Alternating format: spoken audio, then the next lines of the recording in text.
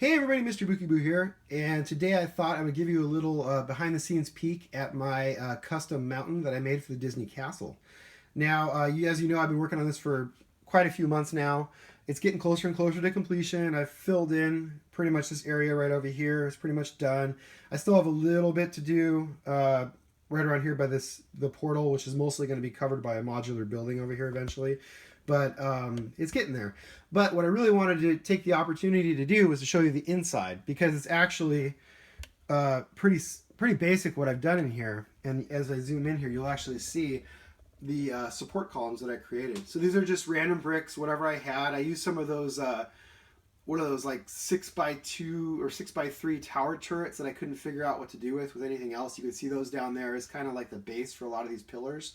And then I also used those hexagon plates that we seem to get tons of these days in sets, which again I had no use for otherwise, as like supporting stops for the actual castle to rest on top of.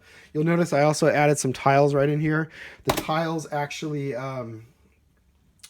just lift it up just enough so it's at the same height as the plates around it, you can see, and that actually gives it lets the castle rest on those nicely, and I don't have to worry about them getting like attached somehow, and then when I lift the castle out to clear a derailment or to clean inside there, I don't have to worry about lifting up a support column with it.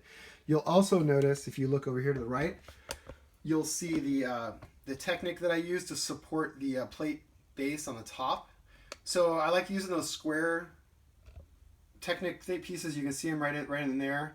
Those are good for strength. There's also beams that run parallel. You can see like the edge of one beam right on the edge of the plate here that runs there, and that kind of connects and holds things together. And then those also connect to the support columns. If I loop around here, you can kind of peek inside the tunnel and you can see there's just more bricks and support columns in there, and the Technic actually hooks up to the columns.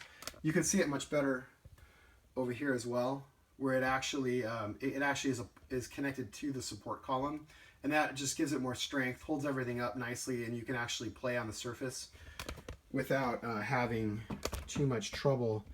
Without worrying about it collapsing. You can see it's pretty sturdy, especially, you know, if I get over in here, you can see more of the same thing.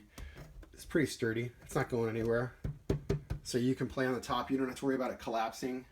And then all this is of course connected to the mountain facade in the front, which looks all pretty and stuff. You can see here. And so that's just kind of how it all works. It's pretty simple.